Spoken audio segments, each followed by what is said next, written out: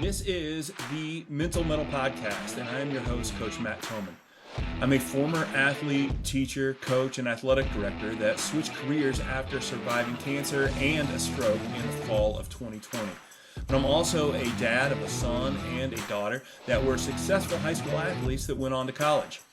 Now I use that experience along with my ICF coaching certification when helping teams, coaches, and athletes from all over the country. Each week, I will pose a specific question that will help coaches of all types better understand mental toughness. In the Mental Metal Podcast, coaches will learn to help their athletes overcome adversity without being the adversity they need to overcome. And here we go, another episode of the Mental Metal Podcast, and I'm your host, Coach Matt Thomann, and I am excited that you are here today.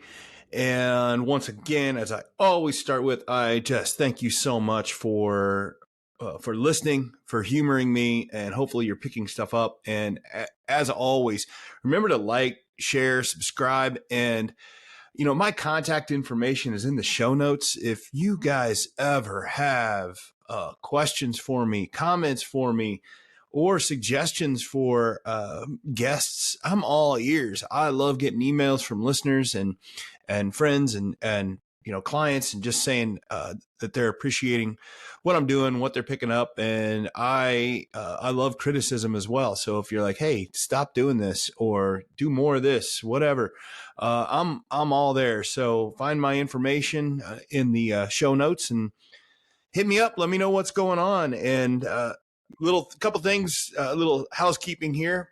In the show notes, you'll also see a link in there for my mailing list. I sent out.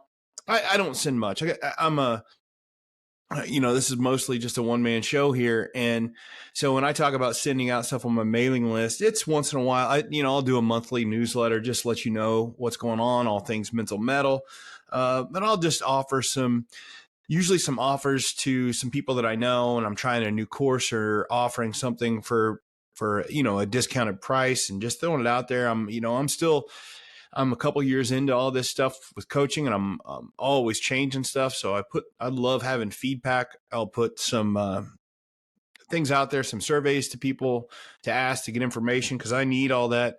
I need all that voices and that criticism coming back to me. So if you find that in the show notes and you want to, sign up for the newsletter, I would really love it if you did. I don't need, and of course, if I start to annoy you, all you got to do is hit unsubscribe. It won't hurt my feelings. It's really okay.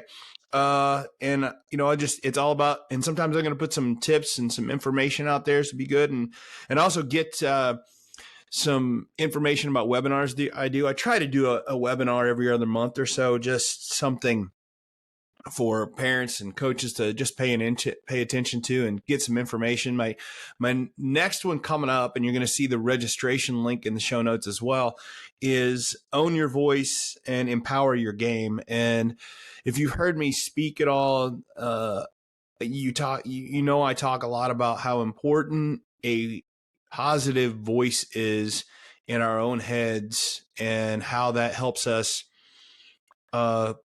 gain confidence and the ability to figure out what we know we can do and do it, and using that positive voice in the right way. And so this webinar coming up is going to have some research behind that. It's going to have some tips and things on how you can develop your own positive voice, and how you can, as a coach or as a parent, how you can develop the positive voice for your kids. So don't miss that. It's going to be really good stuff. So you'll find that it's on October 22nd, 6:00. That's a Sunday night, I believe. So I kind of do that just to get it out there. I know it's, my demographic is one of the hard parts of my business. Is I'm working with a demographic that ends up being some of the busiest people in the world, coaches and parents of athletes, just very little time to do things. And I try to do everything I can to try and accommodate.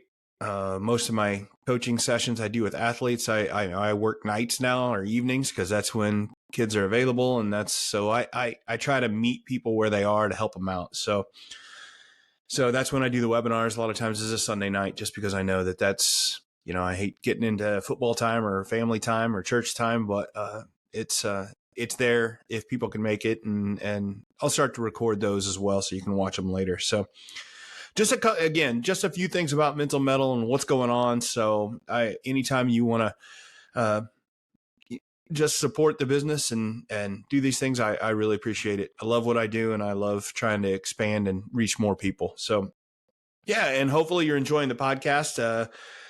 I have on today's guest, I have another runner. So a couple weeks ago, I had Allie Ince on. Allie is a senior at Normal Community and runs for the USA U20 team. If you did not listen to that episode, I highly suggest you go back and listen to it, especially if you have female athletes or you're a female athlete. Allie is just a great role model, even though she's only, a senior in high school. I think she's a great role model for a lot of young women and how she approaches things. It's more than her just being fast and being successful. There's a lot to the way she handles herself and what she does. So I would go back and listen to that. But I have a runner of a different type on the show today. His name is Rob Ulm, and Rob is just a longtime friend of mine, and as long as it gets, we have been friends since we grew up just a couple miles away and out in farm country, so you knew everybody.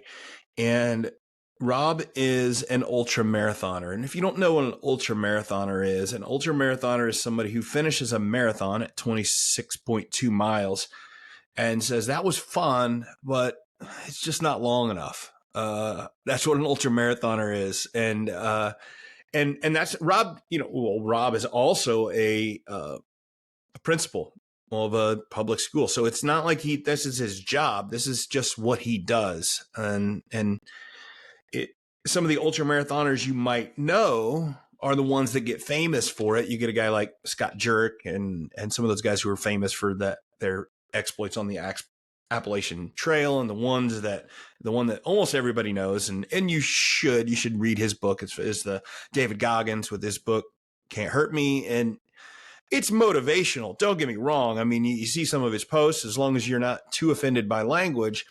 You see his posts, and you see this shirtless guy running in 100-degree weather, yelling something about carrying the boats, and they don't know me, son. And David Goggins. If you don't know him, you've probably paid a little bit of attention.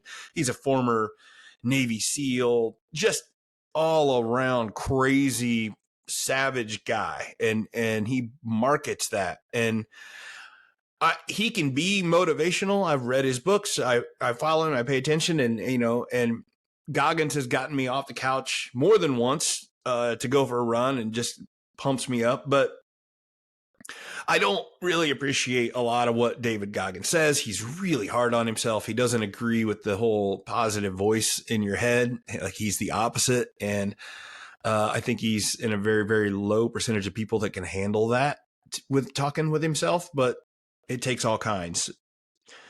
Point is, my friend Rob, he's run races against David Goggins and before, and he runs the same races as Goggins and Jurek, these ones that you may have heard of, the Western States, or you go out to Leadville, Colorado and do those, or they do the Badwater Marathon. So he does these things, and he does them as a hobby, but he's a normal guy. Normal, except for his inclination to want to get up early every day and run miles and miles, and then on taking his vacations to go run 100-mile races. Outside of that, he's a normal guy. Like, he's just a principal. He's a dad, a husband.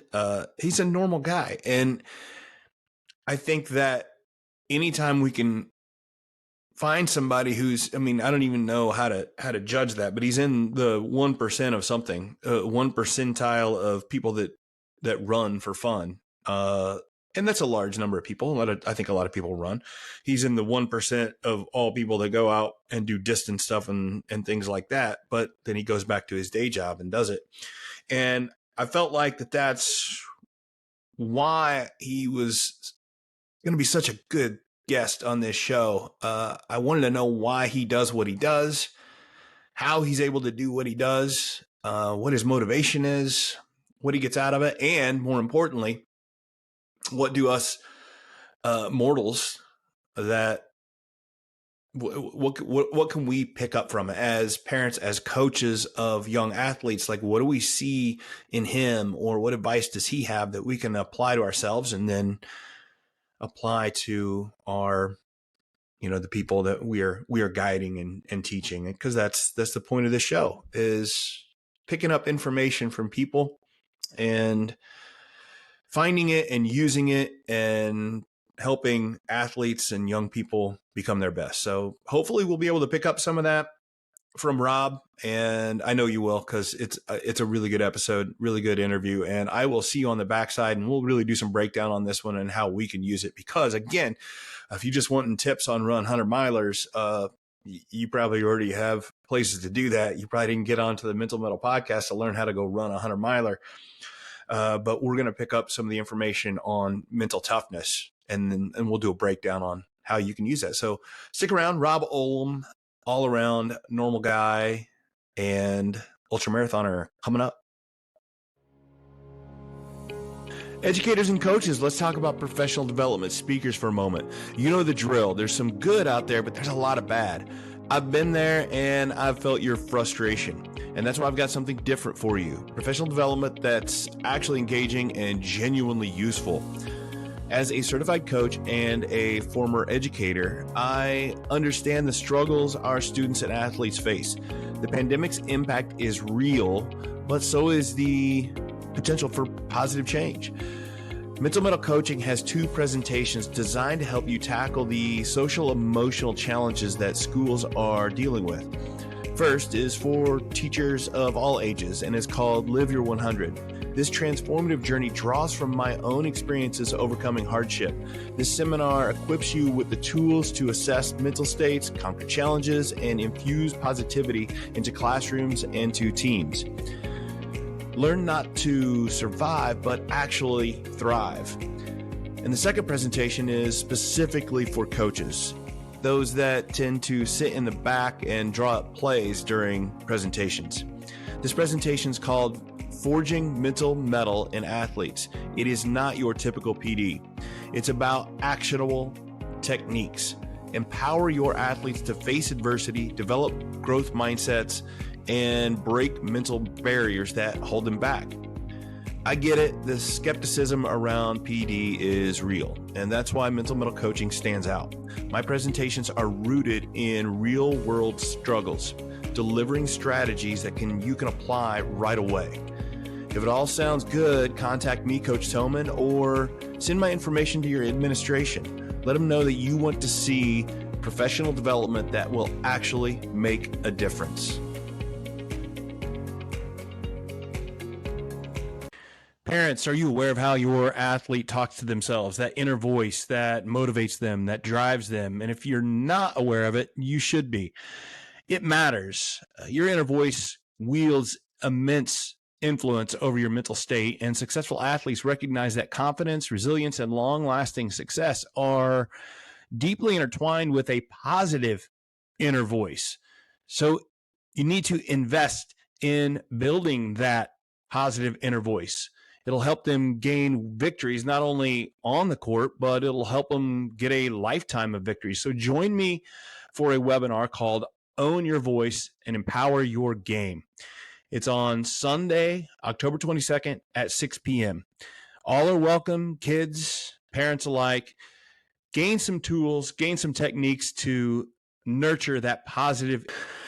And welcome back to the Mental Metal Podcast. I am your host, Coach Matt Thomann, and I am here with my guest and longtime friend, I would say, beside family. My guest here today is probably my longest running friend. I know that we went to kindergarten together. We played baseball and basketball together growing up, hoisted a few trophies together. So we've been around the block, but as he and I were just talking before he came on, I don't know the last time we've talked, and it's been a while, and that's a shame, but that's how things go.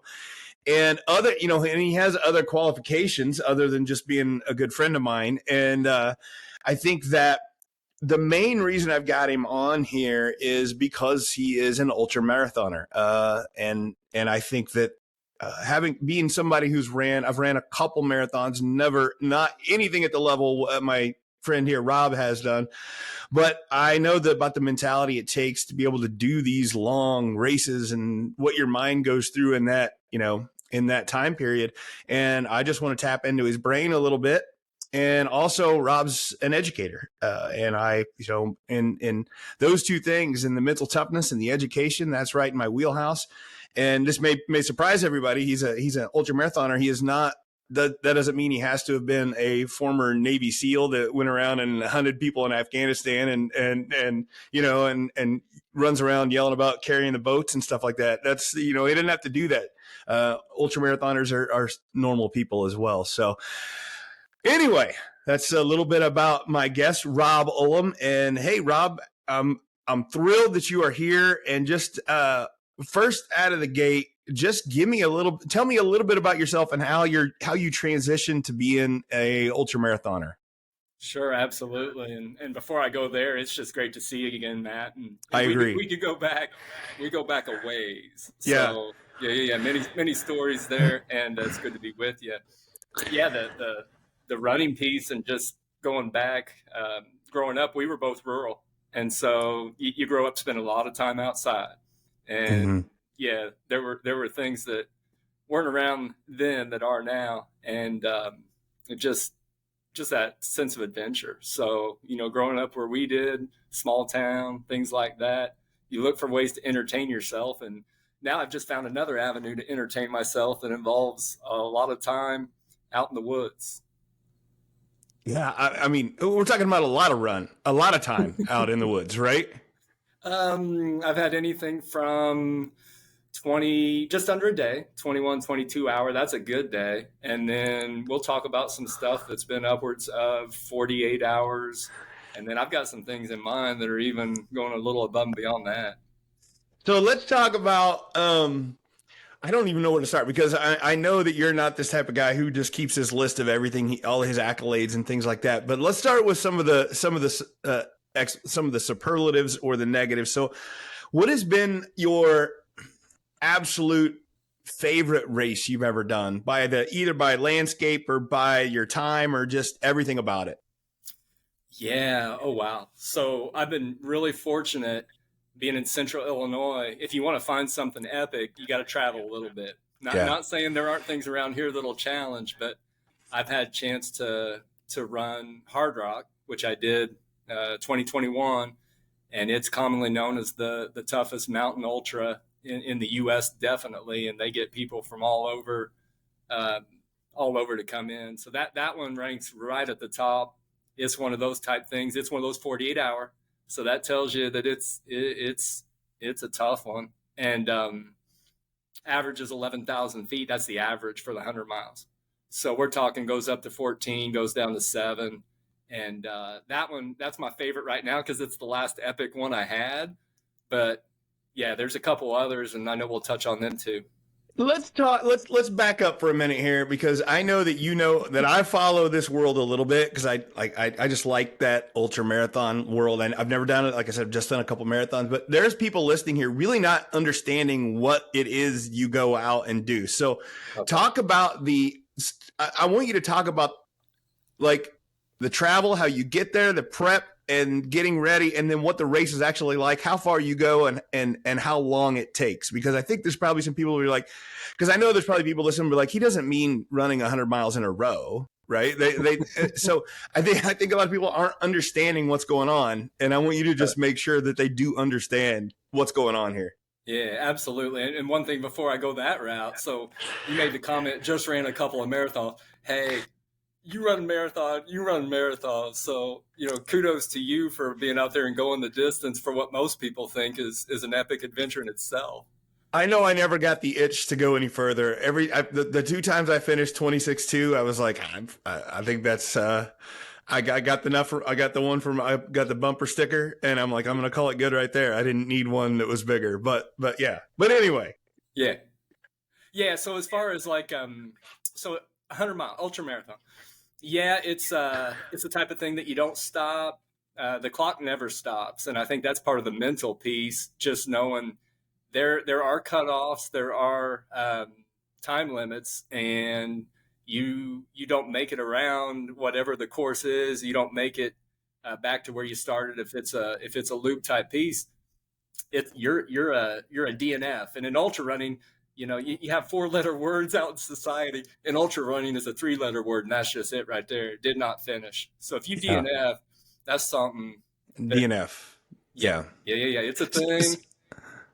So the Hard Rock Loop. How far is the Hard Rock Loop? Yeah. It's just over 100 miles. It's okay. It runs in mining towns in the San Juan. So if you're familiar with Colorado, it's not the Denver area. It's down in the Southwest. Okay. Durango, Telluride, more or less skiing mountains. And then it traverses, oh, wow. It traverses mountain passes up to, and then one that goes over 14. That's the only 14er I've ever climbed. And it was at night, so I didn't even get to enjoy the view because it was trying to feel my way up my first time up that high and doing it. I think I crested it probably at midnight. I have 1 star. So I climbed a 14er once, and we did it on a whim. We literally flew into Colorado on a Saturday, and we climbed it on a Sunday. So no acclimation whatsoever. Yep. And I wasn't trying to do 100 miles.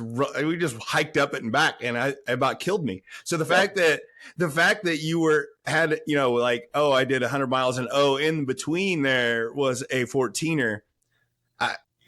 Yeah. That was mile 40. So, I mean, it wasn't even in the second half of the race. So that was still when things were early. And you're right. You from where we're at, 600, 700 feet elevation, and then you go to something like that. There's no way to train for it here. No. Did you go at least a couple days early or no? No, you just showed up. Yeah, of course you did. Yeah, of course. I pulled a Matt Thomann. I just showed up. Yeah, no, but you've done that all the. That's how you do it always, right? Because you don't. The other thing that people want to understand is, I told everybody that you weren't a Navy SEAL, but what's your full-time job? Yeah. So, teacher, education.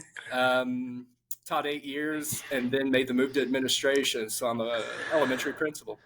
Yeah. So it's not like you have a ton of time off. You just show up, you just take off a weekend and go run 100 miler and then be back Monday morning. And yeah. Yeah. I don't sleep much. And actually you nailed it, because this weekend heading out for 100 miler, and we're going to be here Monday morning. Yep. Okay. Hold on. So what's your schedule looking up for this weekend coming up? Yeah. So, we'll talk about Badwater, I'm sure, but back in 2014, I had the chance to do that race, and that was a dream. And I also did a race right after that in October called Grindstone. Haven't been back since, but I've got a friend. It's going to be his first time, and he's actually our regional office of education superintendent, and he's going out with me, and we're going to do Grindstone next weekend. Yeah. So are you going to stay with him? That's the plan. I told him I would pace him, I would stay with, and so he'll have me, riding along with him as long as it takes. 36-hour time limit. So. Okay. And it's how far is that race? Yeah, this one is going to be they add some bonus miles. So. Oh, sure. It's sure. It's a little over 100, and it's got 21,000 feet of climb. So it's going to be a beast. Yeah. So you say it's over the weekend. When are you heading out? Yeah, it's actually a Friday night start. So we're going to get 2 nights of fun. And we're going to head out after work Thursday and then get there Friday. It starts at 6 at night. And so we'll do an overnight run all day Saturday, overnight Saturday, finish up by 6 a.m. Sunday morning, drive back, and be back here 8 o'clock Monday morning. Yeah. How far a drive is it? It's about 12. So, we'll finish up Sunday morning, and it'll be an all-day drive back. And we haven't really parceled out who's going to be handling the majority of it. No, it's a 12-hour drive. Yep. You're going to get there. Yeah. And then you're just going to run 100 and and a few bonus miles, and then jump in your car and drive home, and everything should be good, right?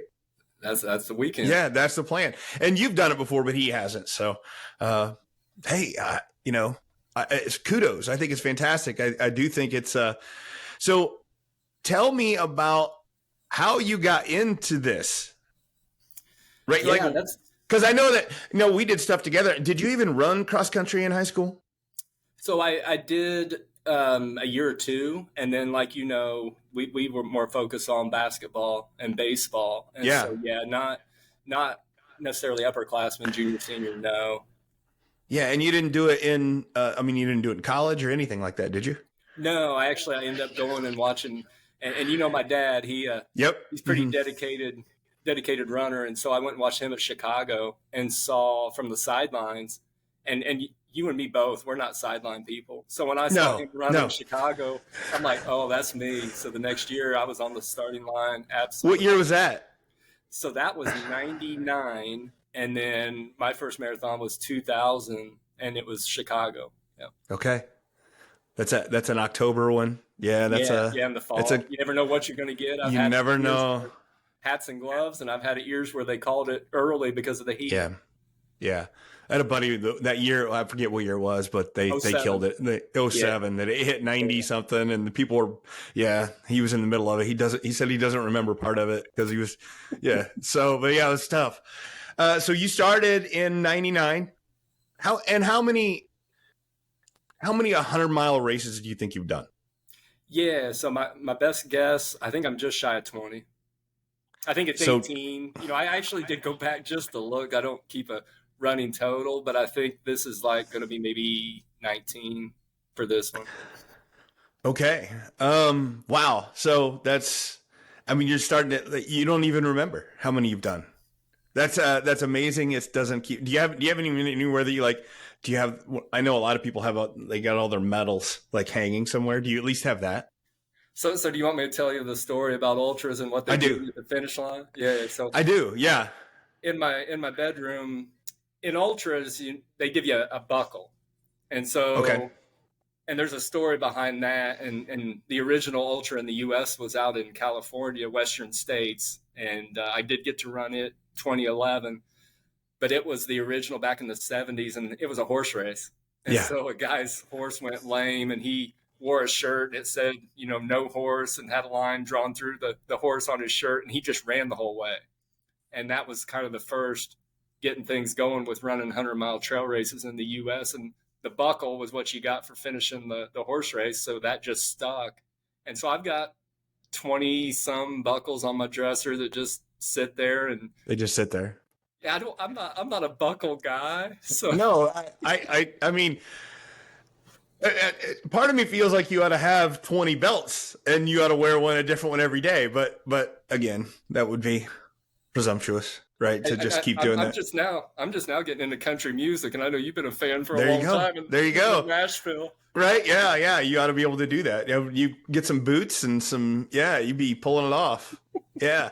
No, I'll tell you what, let's do a quick break. And then I've asked you about your favorite race. And when we come back, I want to talk about the absolute worst race you've had and how ugly it got. Because I know it can't be all roses for 20 100-mile races. So we'll take a break and be right back. The Mental Metal Podcast is brought to you by our friends at Quick Cut. Quick Cut is the new alternative to Huddle. It's no secret why Quick Cut is the fastest growing platform in the country. Their video analysis platform has everything you need. Plus, you'll get triple the storage at about half the price. And now get even more when you use the promo code 50hours for 50 hours of free video storage. Make the switch. You'll be glad you did. Visit quickcut.com today. Coaches, empower your athletes to overcome adversity with the Mental Metal Academy. Teach them to face and conquer hardship without adding extra pressure. Visit the link in the show notes and enter the code METTLE, that's METTLE, at checkout for a special listener discount. Hey, we are back on the Mental Metal Podcast. I'm here with my guest, Rob Ulm, ultra marathoner and everyday guy outside of that. And we've been talking about his different experiences. Like he just mentioned, he's done 18 to 20, 100-mile races. So we could talk about these experiences all day long, but we don't have that kind of time. But I already asked him about his favorite race, which was the Hard Rock out there. But now I want to know the one that was like, what have I gotten myself into, and I don't know if I want to do this anymore typing, because it has to happen. It has to happen at least somewhere at some point. So what's the worst? Yeah, the worst. So outside of the worst three letters, which I told you, any DNF is just bad because it leaves a Now, taste. how often does that happen, the DNF? I've had three out of probably 25, and never when it was what I would consider a bucket list. If it's something that means a great deal to me, I'm going to get it done. But I've had a few where I was just ready to be done. So what caused? I know I'm kind of going sideways, but what's caused the DNFs? What were they? So I've had one just from inexperience. That was my first one. 75 miles in, I was wearing the wrong shoes. I was not taking care of myself, and I learned a lot the hard way. So hopefully I can instill some of that this weekend with my buddy. I've had one where I just lost interest mentally, and so this would be a good podcast for me to be on, because every once in a while you get tested there too. And then the last one I had, my body, I just couldn't regulate my temperature, so I was in a bad place and still had 45 miles to go, and I'd already finished it a year or two before, so it was one that was. Yeah. So it's even the second or the third one, you're saying it was physical, but it might have been a mental thing as well, which it was definitely, there was a mental aspect for sure. Really? Yeah. So, go ahead and give me your answer on which one was the worst. And then I want to come back to you talked about the mentality part that was really a struggle for a race. So, yeah. So the worst, no doubt. And I wore my shirt to remind me for the show. So I did get to do Badwater in 2014, and I say it was the worst. It was the absolute best. But within 135 miles, Death Valley, you're going to find some low spots, and that's the lowest that I've ever been during a race. And I think the reason that I mentioned that it's the worst is because I look at it that way. And as far as the mental part of things, whenever I go to the well, whenever I think, oh, this is the worst, this is the toughest, this is the hardest spot I've ever been in, then I go back to that, because it's 135 mile, it's in Death Valley, it's all on road. So when it's 111 degrees, the pavement, they've been known to fry an egg off the pavement during the race by just cracking it. People run on the white line because they've also had people's shoes, the sole on the shoe starts to melt if you're not reflecting the sun off, on the darker pavement parts of the road. So, I mean, it is just crazy. And I ended up walking, from mile 90 to mile 121. So about 50 kilometers, 31 mile, I walked for 12 hours to get those 31 miles in. So I walked from 9 a.m. in the morning till 9 in the evening, pretty much what most people would consider, a day. And that was the worst. Blisters running all the way along the bottom of my feet, and knowing that I still had a half marathon uphill, 6,000 feet when I got to the town. But yeah, so I mean, nothing compares to that. And that's what I can go back to anytime something gets challenging. It's not going to be that. Yeah, it was not a DNF. No, I made it with 4 hours to spare. It's 48 hours. Actually, I made it with 3 hours. I rounded. I made it 44 hours and 57 minutes. So, I mean, I still had a cushion, but it was brutal. But the first 90 miles, you ran that ish. Ish, yeah. And you mentioned Goggins, and that was my Goggins experience too. Because, yeah. So we're checking in the day before. And thinking, what did I get myself into? And then I show up to pick up my swag and my bib and everything. And who's standing right in front of me waiting in line? David Goggins. Yeah. I didn't know who he was. This was 2014, so he was still relatively new Okay. to Yeah. things. Other than it seemed like every person there wanted a selfie with him, so I knew something was going on. Especially the ladies, especially liked getting a Yeah. selfie with Yeah. Goggins, and yeah, he was something to see. But it also was like, oh wow, this is not Illinois. No, yeah, and it's a big time, yeah, and that's a big time race. I've read a few books from marathoners, Jurek and Dean Karnassus and those guys, and they always talk about Batwater and just how brutal it is. So kudos to you for beating it, and not getting a DNF, which is like, yeah, I mean, just to have those blisters, and there's just to be like, oh, all I have to do is walk for 12 hours straight uphill, and I'll be fine. Yeah. Fortunately, the 12 hours wasn't the uphill part. That was just, and you could see forever. So that's the middle part of that, when you can see a town from 20 miles away, and Yeah.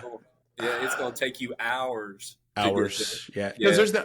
that's the thing with Death Valley. I'm sure there's not much of a scenery either, is there? It's like being on another planet. It's got that Mars kind of look to it. Yeah. So then tell me, if that's the one that you finished, tell me the one that you were not able to finish, that you felt like it was all mental. Like, what's the difference? The why. I honestly think that's huge with me. Why am I doing this? What's going to get me to the finish line? The last one I had, if I've already finished it before and I go back, and if the why is not strong enough for me, then I've got to make my own. And I like having a built-in why rather than having to fabricate one. So what was your why for the Badwater that you were able to finish it? Bucket list. And that may be the one time I got in the first time I applied, because it's not a sign up on Ultra sign up or sign up, Right. day of. You've got it's an application, and it's an invite only. So they have they only invite 100 people from around the world. I got in, and I had to send my resume just to do that. And I still remember getting Really? the email in February thinking, oh, wow. And so, yeah, that's one of those things you never know you're going to get a chance to go back. So you better take advantage of it. So the one that you didn't finish in the middle, what was your why that you didn't have on that one? Oh, I was just talking myself into being tired. And I didn't talk myself out of it, because you stay out there long enough, it'll turn around. And just with a lot of things in life, if you just hang in there and see it through, things are going to get better. But I just didn't have the patience to see it through. Was it a race you'd already done before? Yeah. What was it? Yeah, that was Tunnel Hill. So if you're familiar with Southern Illinois, down the 618, yeah, that was down in Vienna, and it's a real flat rail trail, very popular. It's a fast 100, but it does a double out and back. So there's mind games all the time, because not only had I done it before, but the way the course is set up, I'd already done that course before, because you do the same 50 for the last 50 you did for the first 50. So when did you tap out? I didn't make it easy on myself, because instead of just tapping at 50, I went ahead and kept going, seeing if it'd get better. So I ended up out in the middle of nowhere at like mile 56, and had to get a ride back with one of the RDs, and it took an hour or two. So yeah, no, there's a whole lot of mindset on there. And then what's your why overall? Like, why, like, you've got 20 buckles at home, or 18 or whatever. Your bucket list is, or your resume is probably pretty good already. What keeps you going next? Yeah. So, I mean, always have something on and that's how I am. I've always got something that I'm going towards. And yeah, bucket list wise, Western, I mentioned it earlier, Badwater, talked about it, Hard Rock. Those were my three. And I mean, for 10 years, from 2011 to 2021, those were it. And so, once those are done, then you just find what is next. And whether it's the race we're doing next weekend, it qualifies for something I'd like to do internationally. You've spent time in France. Mm-hmm. Yeah, this race will qualify you to do the UTMB around Mount Blanc. Yep. So that's the why for this weekend. I mean, you'll have plenty to see there when you run. It's gorgeous. Mont Blanc is fantastic. So a lot of your races are building a resume so that you can get into other races. I see. So it's like you have to go and be able to prove to others that you are willing to put yourself through these things to be able to qualify. Yeah. Yeah. And the race this weekend, it actually does UTMB. It will do Hard Rock. So it's another qualifier for that. And it'll do Western State. So it's kind of getting a trifecta of 3 prereqs out of the way if you can get her done. Yeah. What's talk to me about what's your best race that if you want to tell somebody like, hey, I ran this race, and I know the elevation and everything makes it, but what's like a number that you put out there that you're like, hey, I ran this race and this was my time and this was my pace and this is actually pretty good. Oh, wow. If it's only happened a couple of times, but if I can finish a race within a day, it sounds a whole lot better than if it's like, well, how long did it take? Well, it took me like a day and a half. It took me almost 2 days. If I can say, yeah, I started within and I finished within, I've had that happen a couple of times. The problem is I don't pick the easy ones. So, I mean, right. Not that there's such thing as an easy 100-mile race, don't get me wrong, but there are some that there's no way that 24 hours is feasible, and then there's some others where it's like, yeah, I think I could give it a shot. So you have completed a couple races, 100-mile races in less than 24 hours. Yeah. Okay, sure. Yeah. Oh yeah. And that's not a huge thing for me because I'm not an elite by any means. I just get out there and have a good time. Yeah. And I know I think I know the answer already, but there's probably people asking, but like, you don't make money on this, right? No, there's no, it's just a hobby. So like I was talking to somebody today and I look at this weekend as a vacation because I'm going to get to go out and spend a day and a half with a friend out in the woods, seeing some scenery, but also I get to see and just do that check of, hey, do I still have it? And I test myself out, and there's always some stories that come from it too. So those memories, yeah. Then that's what your vacation is. What's your talk to me about the training you have to do to be able to stay in shape for these 100-milers that you want to do. Yeah. So I told you I don't sleep much, which, as a school admin, I'm sure that's not anything new to those that are in the profession. So yeah, 4 or 5 hours is good with me. And so I'm known around here, and I get to see law enforcement pretty regularly because they're wondering what is somebody doing running around Lake Charleston at 2 a.m. I do all my training between 2 and 5 a.m. So I hardly ever run in daylight, and that's just my quiet time, and that's when I hit it. How often? How many days a week are you training, and what do we like per week? How much you getting out? Every day. So I mean that's a given. And right now I've actually scaled back, and I think I'm not going to out your age, but we're shy of 50 by a little bit. A little bit, but it's fine. That doesn't matter. It's just a number, right? And so you get up. Walk me through Rob Ulm's day. Like tomorrow's a Monday. We're chatting here. Like, talk to me about your day tomorrow. Yeah, so if I turn in at 9 or 10, I'll be up at 1 or 2, and I'll do some exercises at home a little bit, core and weights, and then I'll be out probably by 2:30 or 3, and then it'll be a 5-miler. Now we're tapering down because we're less than a week out, so it'll be like 3 or 4 miles, and just easy, just to get out, and then be back by 5, be in here in the office by 7, do that day, and start all over again the next. That's just the routine. Yeah, but you have to have more. You have to have more base than just doing 3 or 4 miles to be able to run a 100-miler. Yeah. I'm far enough along that I don't necessarily need what I used to. But yeah, like Labor Day weekend. So 3 weeks out from where we're going, we did 50 kilometers and ran it all. We've got a great trail network out here at Lake Charleston. So we did 31 miles on the Saturday of Labor Day weekend as a test run, and it was beneficial carrying everything, eating everything, hydration, just to have it all dialed in. So yeah, that's kind of the bread and butter. You'd want to at least be able to get those in on a semi-regular basis. Okay. 50K, 50 mile, Yeah. 7.5 hours. So yeah, no, it's and you have and you said for this race you got coming up this weekend, you have to like carry most of your stuff, or are there aid Yeah, stations? they'll have aid stations. You're right, but there's some stretches where it's pushing almost 10 mile. So they'll be more like 6, 7, 8 mile in at times. So yeah, we'll carry a vest and required gear. You've got to have at least a liter of water capacity to carry on you, so that you don't get stranded in between. Sure.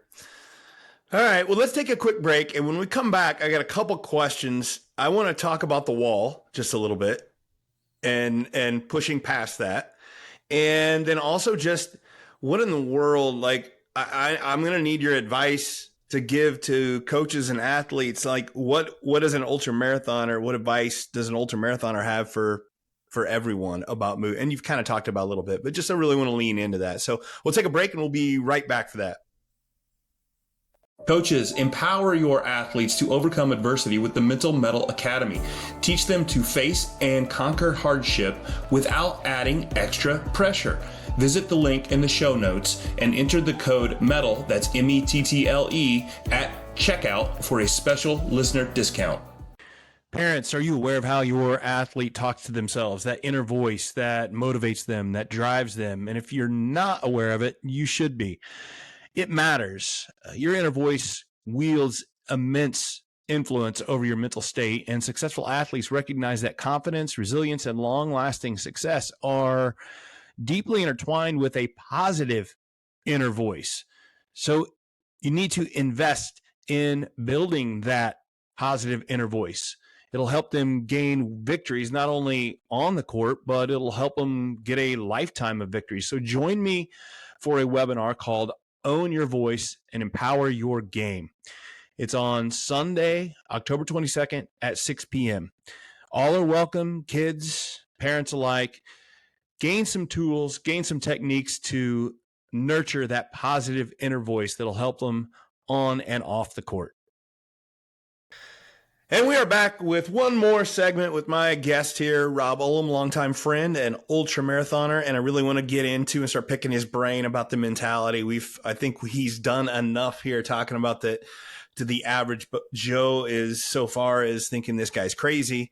And I think that, yeah, that's possibly, we could maybe think that, but there's still things we can learn from him for everyday life. And that's what I want to get into. But first, I really want to talk about, I'll give you my experience, and Rob and I have talked about this. I was trying to get my second marathon. One wasn't enough. I wanted to do a second one because I wanted to hit a certain time goal, and I hit at 20 miles. You're always doing that mental math when you're running, which gets harder the farther you go, right? It's really gets hard to compute. But I was like, I've got 6 miles to go, and I have I have just over an hour to do it. And I'm like, this is going to be, I think I had like an hour and 15 left. And just by the rest of my pace, it was like, this is going to be just like no big deal. Like, I got it here. And the sun came out, and then I hit what they call is the wall. And it's awful. And maybe you, being an ultra marathoner, you have to deal with it a lot more. You have to learn how to run past the wall. I was just barely scratching the surface. But what is I'm sure because you're a smart guy and you're an ultra marathoner, but what's going on physiology wise when you hit the wall as a runner?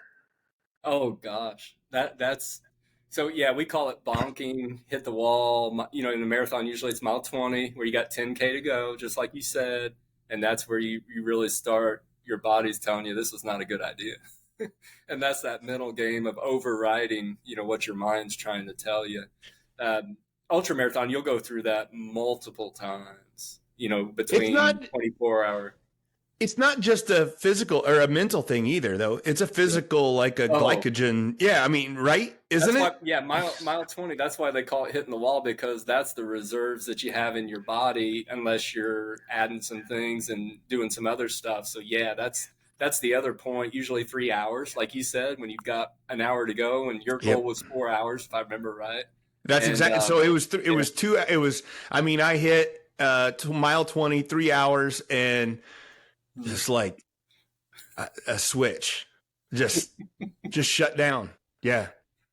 Yeah, and that happens to everybody. And you would prefer it happen in a training run, because then you're like, okay, now this is what we'll do. We'll troubleshoot. We'll figure it out. It happens in a race.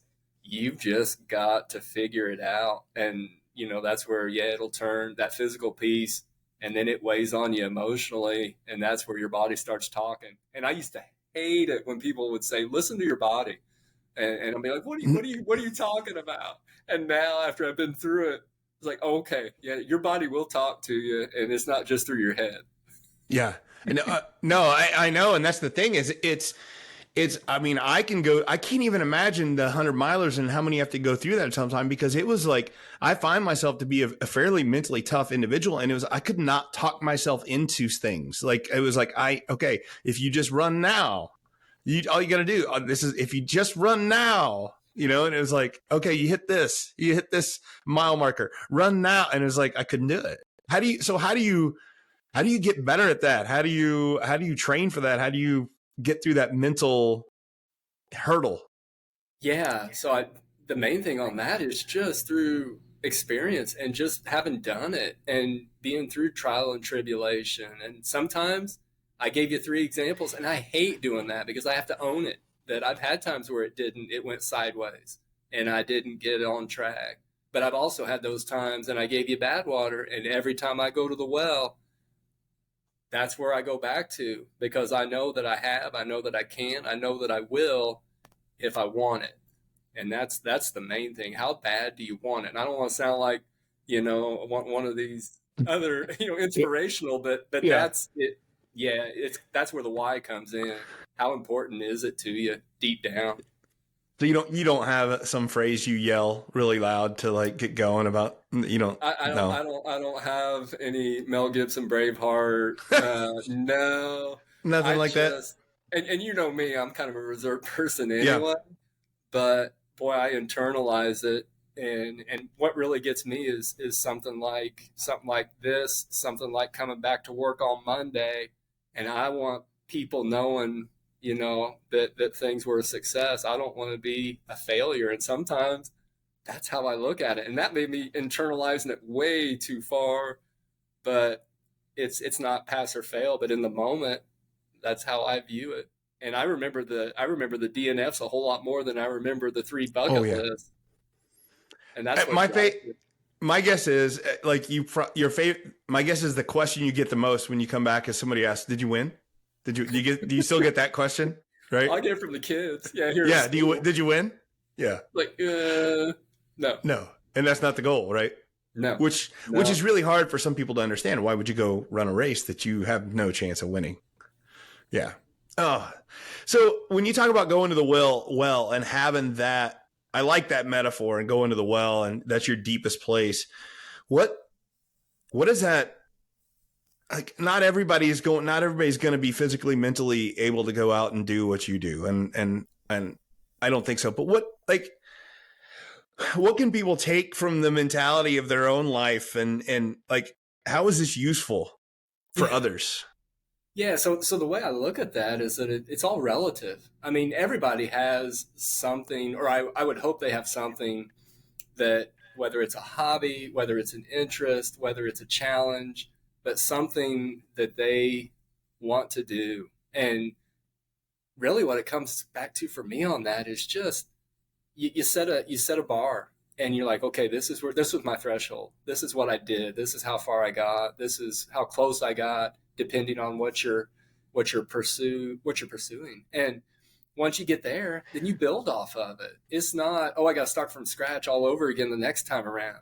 I mean, I ran that first 100, finished 75 miles. I was laying on a picnic table in the middle of the night waiting for somebody to come pick me up. I was done. But the next time I went out, I knew, oh, I've done this. I've done 75. I mean, I can do better than what I did. And then, just like when you were training for your marathon, you probably ran a half before you ran your marathon, right? Oh yeah. Yeah, I mean, you run a 5K, you run a 10K, you think, oh, a half marathon seems like a long way. I remember running Indy. Their mini marathon is a great one, but I was thinking that's a long way. And Yeah. then now it's like, I'll run 150 mile. I've done that a couple of times, and you ended up running across Indiana, 150 mile, and it was just, so it's all about where's your bar. Yeah. And keep raising it. Like, Yeah. so, I mean, I say that all the time, that I think that there's two types of adversity.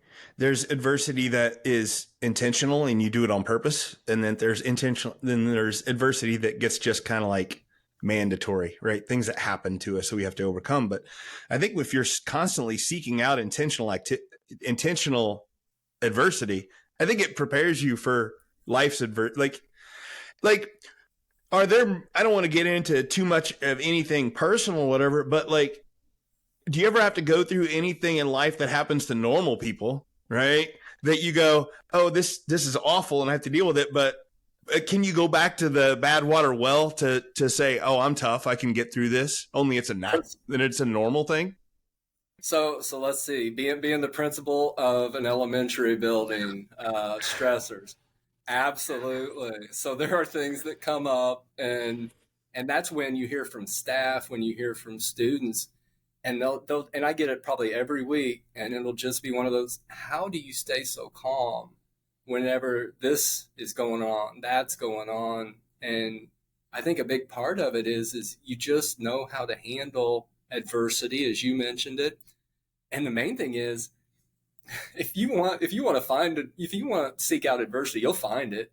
And so I would much rather know it's coming, deal with it, handle it, and then whenever it does come unexpectedly, it's not going to throw you. And I mean, that's how sports were for us. Yeah. You go through some tough times, but boy, we had some great times too. Yeah. I think that's, I just think it's such a useful idea that so many people run from adversity. And honestly, a lot of parents don't want their kid to go and do anything hard. And I'm like, you're just making life harder for them. And if like, let them do things hard, let them fail, let it suck, let it really suck for a while. And then get your DNF in life. Yeah. Yeah, absolutely. Yeah. Right. Like let them try that, let them fail. And I think that's great. So I'm interested in thinking in knowing what's next for you. What's the big, like, not just a bucket list because you say, I want to do this, but like, is there anything on the horizon that could be your new, this could be worse? Oh, there's always something, because that's how we continue to grow, whether it's as educators, whether it's as, your hobby, and mine just happens to be enjoying being on my feet. Yeah, I'm already scouting out that one of the new things is 200 milers now. And of course. I've got one looking at, so I know that'll be a thing at some point, just because it's another challenge, and it'll just be another test. And and then as far as just what we do, as far as, everybody has their own choice of profession, as far as what you and I have experience in with the schools, and what your hobby is. And I try to bring those together, so that what I find in my profession, I can roll over to my hobby, and what I find in my hobby, I can roll over into my profession.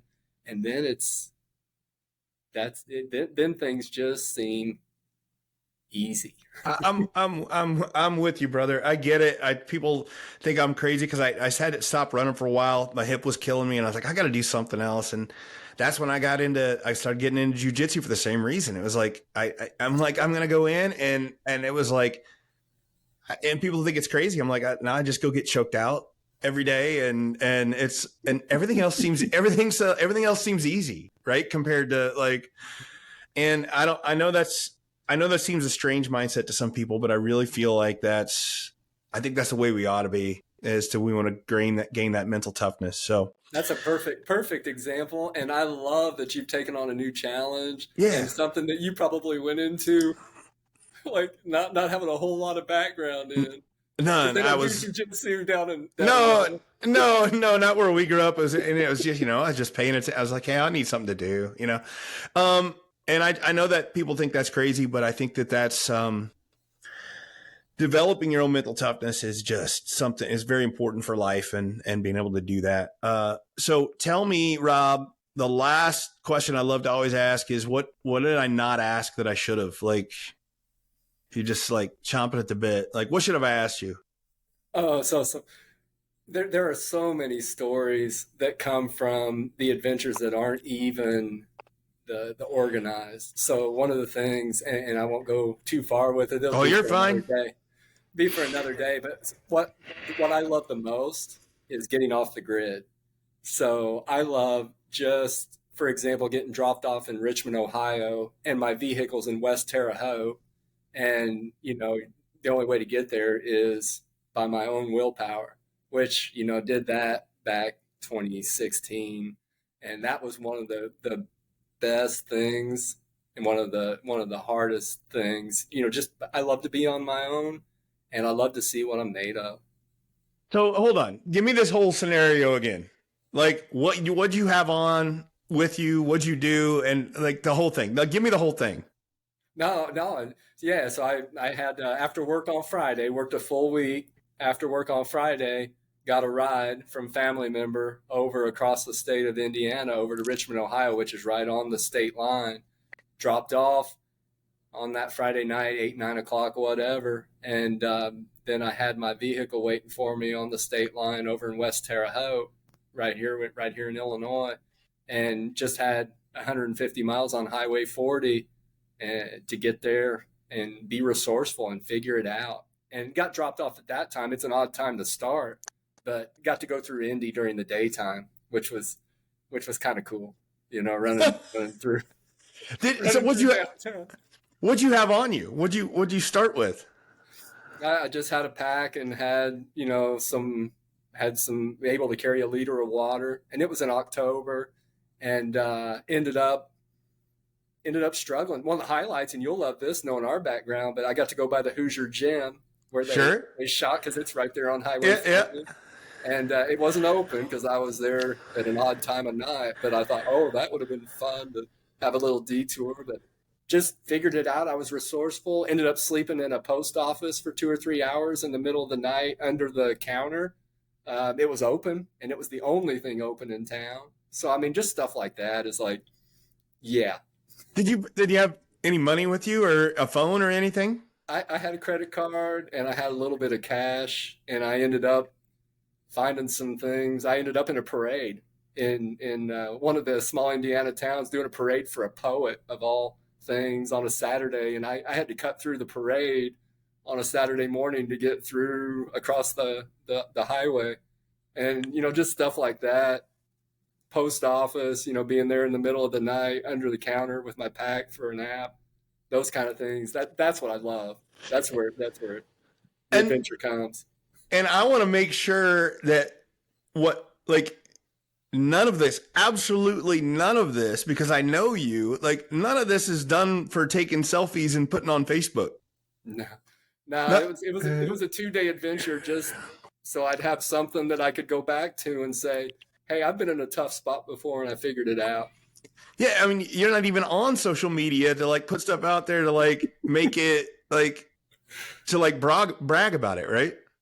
No, I haven't. I've told that story to a few people, but you're a friend and you asked, so things like that are what drive me. And I know that your family is over it and they know that you're crazy, but you're like they don't. Yeah, it's amazing. It's just To them, yeah. They used to shake their head. Now it's just like, no, that's Rob. That's just what he does. And I love that you do that. I love it. And I think that there's so many, I think that's the lesson from here is just hey, you got to be doing something hard. You don't have to run across the state of Indiana to get your well, right? And to do that. You don't have to do it. I mean, you can if you want. I would build up to it first. I don't know that I'd just go do that, but I think it wasn't very fast. It took 2 days. That's fine. Nobody was counting. Was anybody at least like, hey, was it like, hey, if I'm not back in 3 days, come find me? No, we had an administrative meeting the week before, and they asked, what are you doing this weekend, just around the table. And so I told them I was going to go ahead and just run across Indiana, and I got some looks on that one. So they knew that I was out there somewhere. Did and your wife is just over it though, right? Like she's just like, Oh, I don't know. Yeah. yeah, no, she's fortunately she's a pretty deep sleeper, so yeah, that part of it. Because I mean, I'm up and about all the time. Yeah. Yeah, whatever. I don't do alarms, so whatever my body tells me, that's that other listen to your body piece. Whatever it tells me, it's time to get up. That's what I do. Wait a minute. So you go to bed at 9 o'clock and your body tells you to get up at 1 and go run? It, That's it, that. no, it's a time to get up, and then yeah, like I said, we're not as young as we used to be, so I don't Uh, just go right out the door. no, I get that. I get that. No, Rob, this has been fantastic. I love it. There's so much to chew on there. I don't even know. Like I got you on here on purpose, just to talk about mentality and how important it is to do all these things. And I thought it might be useful for everyday athletes and coaches and things like that. But I'm going to be honest with you. I think you might have just scared everybody off. I mean, there's got like, I can't believe in anybody's like, oh, well, I'm afraid that they're just going to see you and go, well, that guy's crazy. So I'm just going to skip and keep doing what I'm doing. That's why I told you that I've got a friend that's gonna first time this weekend. So it happens. Yeah, Yeah. he's ready to go. He's excited. It's exciting. I can't wait to hear how it went. Make sure you let me know. Any last thoughts? Any last words here before we get off? Yeah, the one last thing is just um, something that drives me, and I know it will others too, is that accountability piece. And if you have somebody that you care about, somebody that cares about you, and just knowing that you're going to be able to follow up with them, that's huge in whatever you're doing and Yeah. whatever you're going after, having that person. So if Who's you your have that in who's place, your accountability? I've got a few. I don't just put Do it you? down to one. Real? That's Yeah, awesome. but Yeah. let me put it this way: they know who they are, and Yeah. and they know they're going to be the first person I follow up with, and that's what gets me to the finish line. That's fantastic. I love that. I always say that it doesn't really matter how good your plan is. If you don't have an accountability piece, it's probably not a very good plan. It just doesn't stick. Even a tough guy like you that does all these things, even you have accountability plans, partners, and it's so important. Mm-hmm. So thank Absolutely. you for adding to that, because I didn't even bring up to that. And I know how important that is. So I'm glad that you put it in there. So Rob, it's been a pleasure talking to you as always. The Mental Metal Podcast is brought to you by our friends at Quick Cut. Quick Cut is the new alternative to Huddle.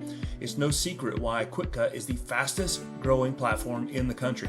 Their video analysis platform has everything you need. Plus, you'll get triple the storage at about half the price. And now get even more when you use the promo code 50hours for 50 hours of free video storage. Make the switch. You'll be glad you did. Visit quickcut.com today. In a recent study done by the NCAA, it was revealed that 31% of male athletes and a staggering 48% of female athletes experience depression or anxiety at some point. As adults, it's crucial that we address these issues and provide the necessary support systems for the athletes that we care about. And that's where mental metal coaching comes in. My student athlete coaching program is dedicated to helping young athletes develop mental toughness on and off the court. So join me at Mental Metal Coaching, and together let's empower athletes to overcome the mental obstacles and enhance their performance and lead fulfilling lives. Visit the website shown in the show notes or contact me directly to learn about the program. Invest in the mental well-being of your athletes with Mental Metal Coaching and see them excel. And we are back on the Mental Metal Podcast. And if you are back, that means you have not tuned out yet and you haven't dismissed the conversation altogether because you listened and you said, I have no use for this conversation because I never want to run a 100-miler. I might not even, you may not even run a marathon or half or anything like that. But if you're still here and you haven't dismissed it, fantastic, because I really think that there's some stuff that we can pick up from this conversation and the way Rob lives his life that we can really use. Because if you're looking at that, and most of us are, let's be honest, most of us look at Rob and be like, I'll never be that, right? And I don't want to be that. And I get that. I got my shirt on here. This is the last time I ran a marathon. It's been a few years ago. I enjoyed running a marathon, but I would tell you that, like, I have no interest in going and running a 100-miler. I don't want to do it. It's not something I feel like it's on my bucket list. And it's just, it seems awful to me, especially some of the stuff he talked about that he's put through.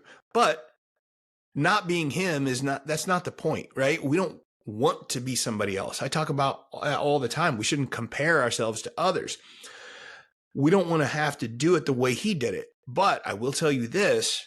I think the point is that Rob lives a very fulfilled life.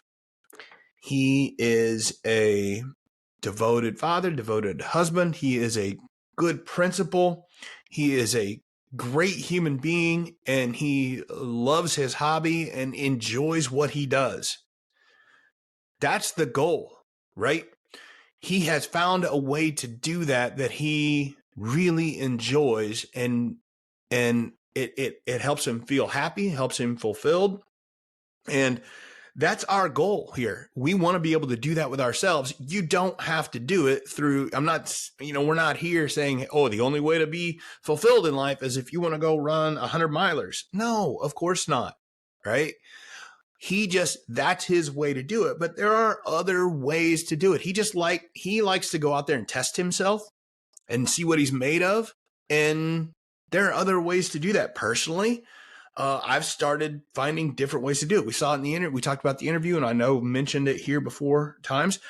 I recently picked up jujitsu, and I liked it. And it's not like I don't have to go devote entire weekends to go do it or things like that. But I probably go 3 or 4 times a week, and I put myself through these things on purpose, and I'm constantly testing myself.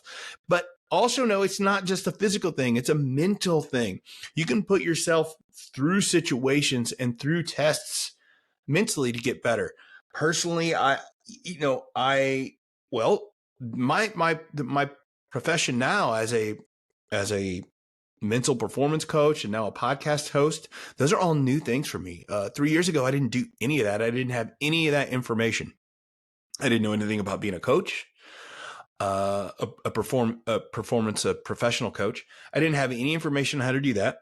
I didn't know how to do that. I didn't know how to run a podcast. I didn't know how to market. I didn't know how to create a website. I didn't know how to do social media stuff. I didn't know any of those things that I've now had to be able to do. And I'm now doing those with varying degrees of success, I might add. I'm working on writing a book right now, and I've always liked to write, but all these things I'm doing over the last 3 years that are part of my business now, I'm all new at, and I fail at them all the time. I'm constantly testing myself. Hopefully I'm getting better at this podcast thing. I know that I'm a better coach than I was 2-3 years ago. My first coaching sessions were not good. Pam, I love you. She always listened. She was I will remember the first person that I coached, and I got done and I was like, I don't even know what I'm doing. That was terrible. It felt like a huge failure. And it was a test, right? It was a way for me to test myself. And we mentioned Rob talking about his first 100 miler. He made it 75 miles and had to lay down on a picnic table and wait for people to come get him. So by one estimation, or by one perspective, he could say he failed because he got a DNF, right? It was supposed to be a 100 miler and I only ran 75 miles. So that's a failure. But on the other side of it, he ran 75 miles in a row, right? Like he put himself through that. And then the next time he wanted to go do a 100 miler, he said, well, I know I've already run 75 and I did some things wrong. I did this wrong. I didn't prepare right. I didn't eat right. I didn't drink right. So I didn't make it. If I just do these things, I know I'll get past 75. And by then I'll be able to make the 100. So always be testing yourself and understand that failure is okay. It's all part of that process. I think that's what's really important. Now, you might be looking at this and saying, or listening and seeing, well, I don't want to test myself. Okay. That's perfectly fine. If you are mentally healthy and you love the way you are and you don't want to get any better, you don't have to. It's up to you. And there's, there are people that are so confident in themselves and what they're doing and just love living their life the way they are. That's fine. I'm probably not your podcast host and I'm probably not your guy, right? Because that's not me. And I would think that most people in athletics, that's not you. Right? If you're coaching people or you have a parent and you want have a kid that's playing a sport, right? Progress is part of our goal. That's what we're working for. We want to get better. We want to just develop these abilities and get better. That's when I feel my best, when I'm getting better physically and mentally, when I'm learning new knowledge and trying new things and constantly testing myself. That's how I feel really good. That's how I get my fulfillment, is constantly doing these things. And again, if that's not you, then you're not who I'm talking to. But if you do want to get better and you are wanting to progress, I do think that you need to be intentionally putting yourself into things, into tough situations to get better, constantly testing yourself and constantly failing and having struggles with it. Like I'm writing that book now and changing my mindset on writing. I put it out there and I have a couple people that I write a chapter and I send it to them and I say, hey, critique this for me and give me your feedback. And I really want their feedback and they give it to me and I make some changes and I do things. And accepting that critiquing does a couple things. One, it takes the pressure off me when I'm writing it the first time. I sit down to write and I go, well, this isn't going to be the final, so I can just start writing. Right. And then it also helps it better. I've started going back and looking at my first drafts and my second and my third, and it's like, oh, it's really a lot better. You have to just see failure as a step towards the progress. And I think that's learning, being able to do that is just really important. And also when you're testing yourself, I loved what Rob said when he had that verbiage. He said, I have my well now. And for his well, anytime things get really bad, he has to go to the well, he called it. And his well was, let me rephrase it here. And in case you missed that part of the interview, or you weren't really struggling on what was going on, it was he ran the here we go, guys. He ran the Death Valley Ultramarathon called the Badwater. It's 132 miles. 132 miles. This is all in a row on pavement that is in 115 degrees. And I know a lot of it is uphill because, well, when you start in Death Valley, there's nowhere to go because it's one of the lowest places on earth. So a lot of it's uphill. And he said he ran 90 some miles and then realized he couldn't run anymore. So he had to walk it, which is, you might say that's easier, but then that takes longer. And he had to walk 30 some miles in the heat uphill, right? And with blisters all over his feet. And he did it and he made it and he completed it. That's his well now. Do you know what kind of confidence that has to create? To be like, what are you going to throw to that guy that he's going to worry that he's going to struggle? What are you going to, like, in his job, in his life, and what is he going to look at and be like, oh, this seems awful, when he's got that in his back pocket? So if you're constantly testing yourself, I think you're gaining some of those wells. Do you have a well? I know I do. I have a couple. I have a couple situations that I can draw on anytime.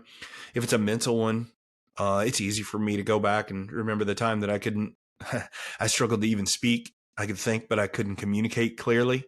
And having to work with speech therapists and starting over again with second grade books and reading out loud. That was a pretty deep well for me, and it was hard, and I didn't think I was going to make through it a lot of times, and I did.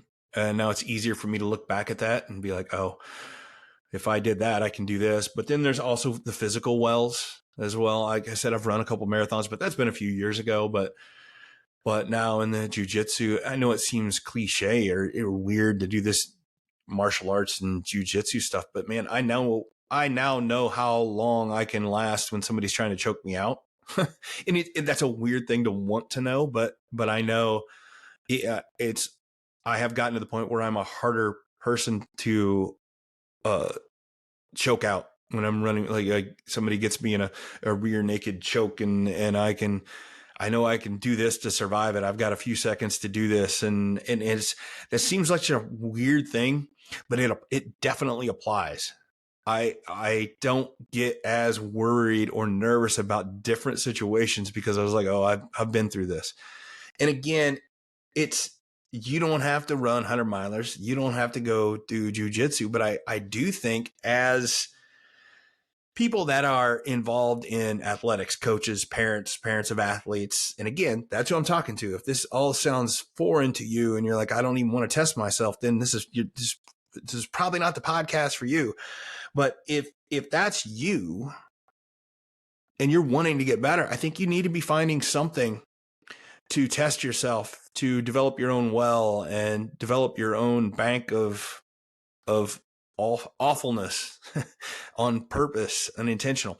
And here's a disclaimer for coaches. Now, a lot of you coaches are saying, yeah, I understand this. And that's why I put my kids through what I put through. So, you heard the idea, like if you're working really, if you work harder in practice, then that makes the game easier. We're talking about the same kind of thing. But there's a disclaimer here. I think that, and you'll hear this in other podcasts that I talk about and things like this, as a coach, you know that you have to put your kids through this adversity so that they're starting to develop this well. And if that's really hard, then we know the game seems easier. And I agree. And we have to do that. But you have to understand it from the mind of the kid. And there is a difference between a voluntary test and a mandatory test in their psyche and their mindset. If it's something constantly that they are made to do, coach made us to do this or made us do that, they don't necessarily see it in the right way to gain that mentality around it. For the best benefit, you really have to have have it be that voluntary stuff. No kid really wants to go run suicides or have to do all these things that they have to do to get better at it. But that's, I think, where the mentality comes in for a coach, and that you have to help them develop the reason why they need to do it. If that reason needs to be because they want to win or they want to do it for their team, or honestly, if you're building those relationships with a kid, they'll want to do it for you.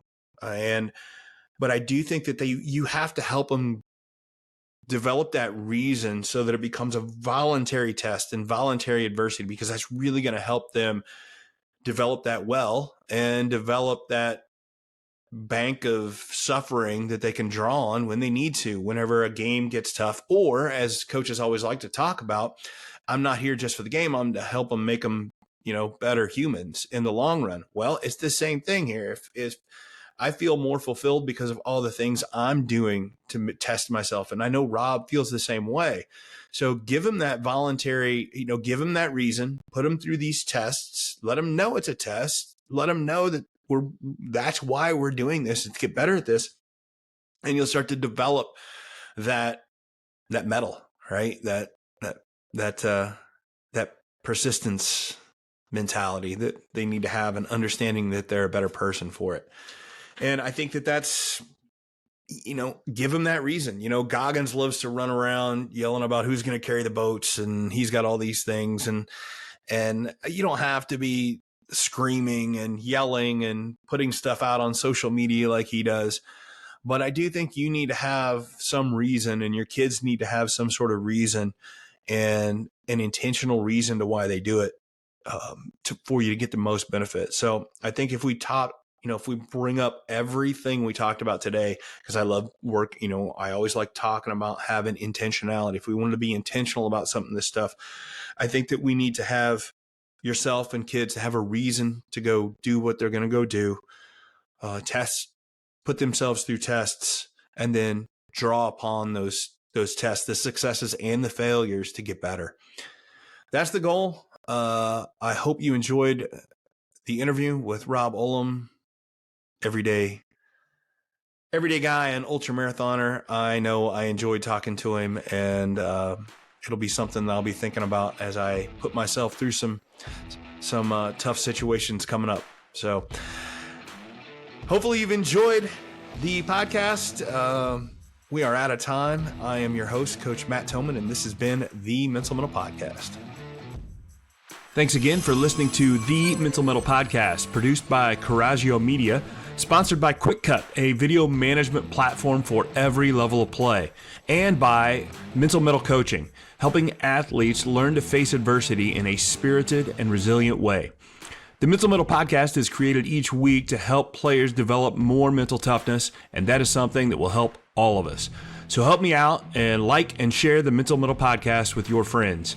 Until next time, keep forging your metal.